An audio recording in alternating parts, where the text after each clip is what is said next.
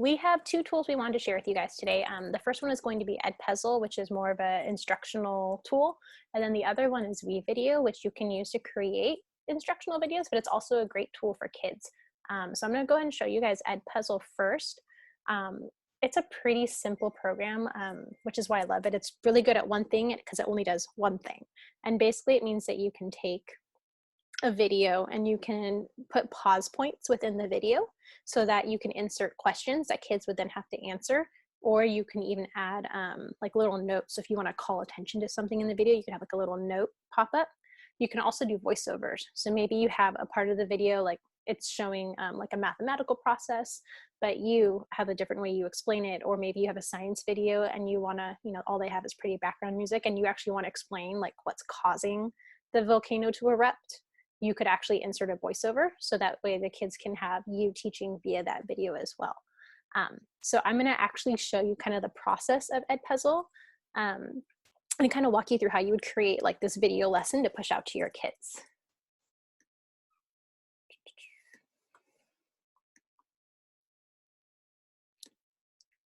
Right, so let's minimize you guys. All right, so with EdPuzzle, you just go to edpuzzle.com, and on edpuzzle.com, you're going to, if you've never used it before, you're going to sign up, and you're going to log in with your CUSD Google account. So you just click the sign in with Google button and then use your CUSD Google credentials. I already have an account, so I'm just going to log in. And what's nice is you can also be a student as well. So if you want to play around with this with someone, you can have one of the teachers on your team be the teacher, push out accounts, and then have them practice being a student.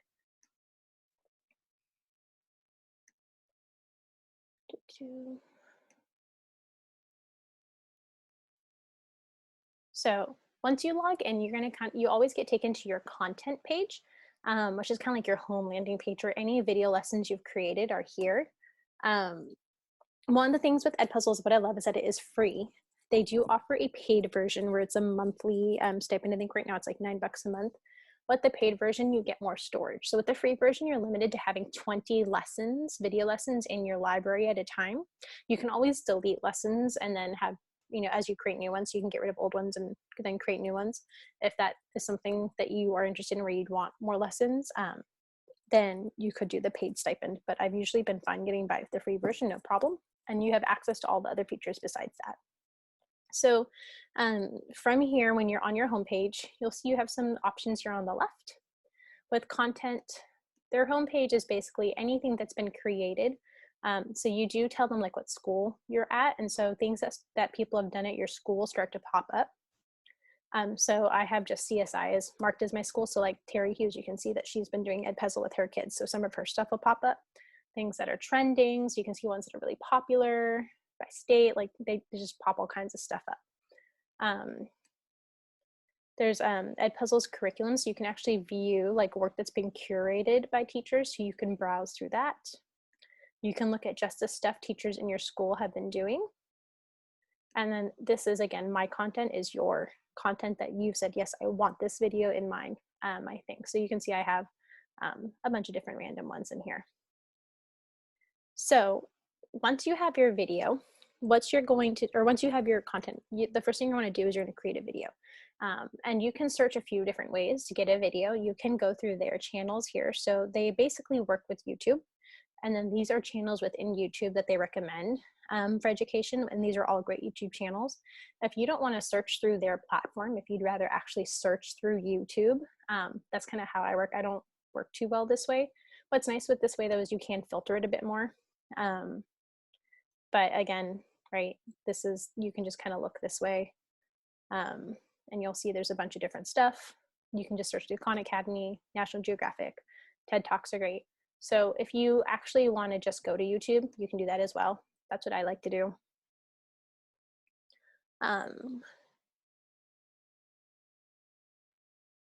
see. And then I'm a really big fan of TED Talks for Kids is one of my favorite channels. And then also, if you haven't heard of Crash Course, if you've ever read the John Green books like Fault in Our Stars, Make You Cry Your Eyes Out, his brother has a YouTube channel, and it is amazing. And he has really good, just like little animated videos that teach things. And they go all the way from like elementary up to high school. So you do need to kind of like go through them and figure out which ones work best. You can also just search YouTube as well, right? So for me, maybe I want a video on the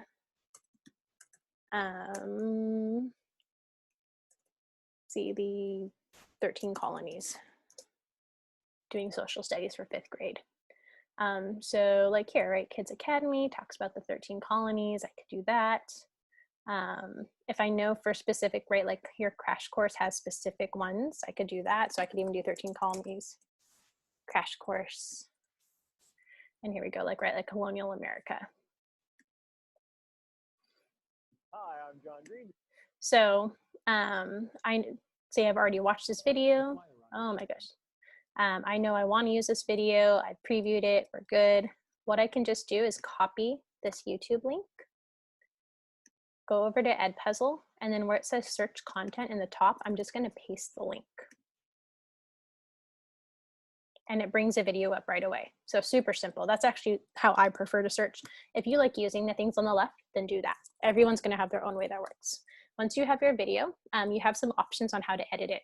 One of my favorite things is that you can cut. So you can actually cut pieces of the video out. So for example, this video is really long. It's 11 minutes and 38 seconds.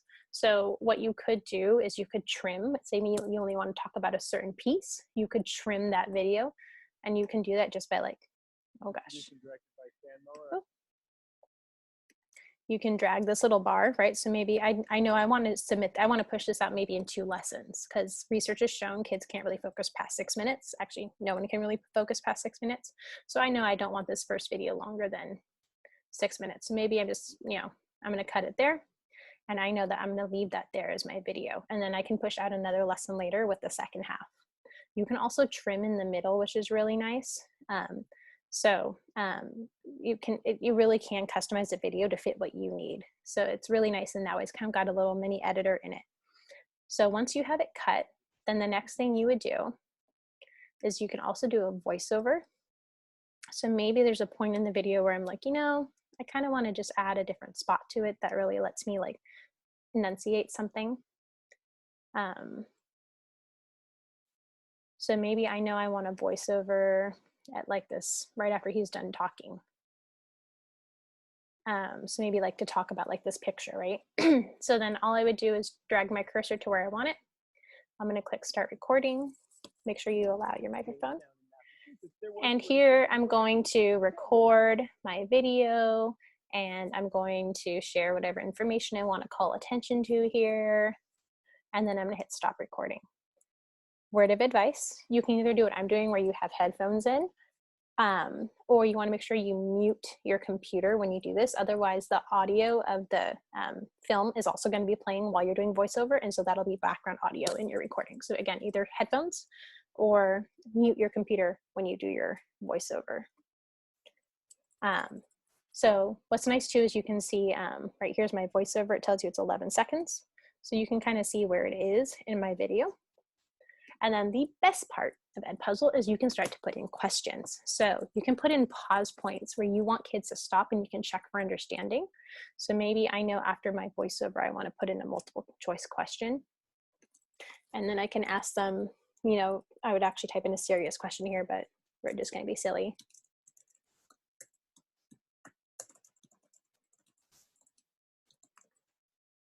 Right, so, and then you can type in your options. And you can select if they're which one's the correct one, which one's the wrong one. It'll actually auto grade for you, which is really nice. So green check means that'll be the correct one. X, wrong one. You see also that you have options here. You can do bold, italics. You can do some mathematicals. You can insert a link if you want them to go somewhere else. You can add a picture. And you can also insert an equation. So what's really nice is it does really work. There, you can add another choice here, right, by clicking that.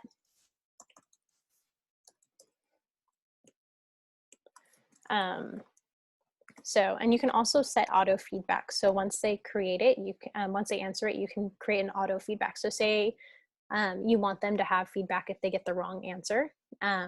you can actually have it pop up, and maybe like if you know there was like a common way that they would have gotten the incorrect answer or a common misconception, you could have automatic feedback given to kids that way too.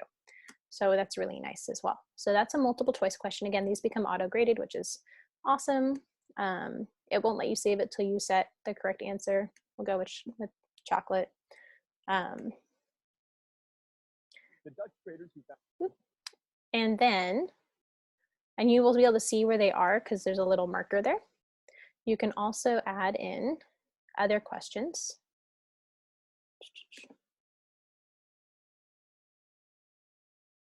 The Dutch traders who founded. So you can do an open-ended question. So these ones you would have to go back and review, right? And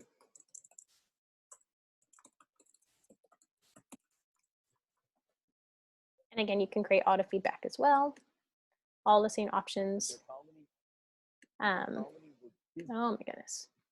And I can, so maybe I didn't want that one there. I actually knew I wanted it more right down here. So you can actually move questions around too, which is really nice. So if you decide you want it somewhere else, you can do that. This became South Carolina. And then the last thing you can do that's awesome is you can put in notes. So say you just want to call attention, right? So like maybe something is explained and you can say, this is why, blah, blah, blah, blah, blah. So you can do a note there. You can also add audio. So you can see there's a little microphone, so I could do an audio as well. So especially for maybe students that need that extra support where they need to hear it because reading might be challenging, you could do that. You can translate. So if you need to say something in Spanish, but the video is in English, you can do that with this as well.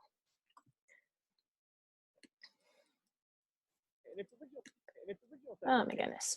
So once you've added all of these different pieces in, then, right, and you can do as many as you want. You would go up here and you can see that it has a little event thing too. So you can see all the stuff you have, what time it's at. Once you're finished editing your video, adding all the things you want to do, you click finish and you will see you now have a little lesson here.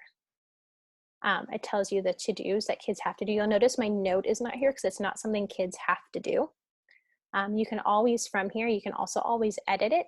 You can also make a copy. So maybe you did this, but there's something that you want to edit or change with it. You can do that as well. And you can always delete it here too. Questions so far on creating